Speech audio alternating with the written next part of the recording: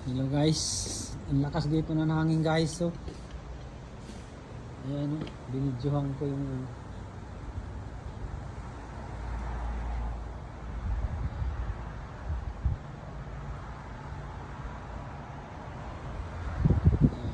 tanim. Yan mga tanim, yan mga ibon nagliliparan doon sa kabila. Mga city bird. Videohan ko tong mga guys. Ang ganda dito ng view. Yan. Yan. Yan mga sakyanan dito ganyan. Yan. Yan. Nakahilira, puro nakauwi yan, galing trabaho yan, nakapila na. Pila na yan, kaliwa kanan yan.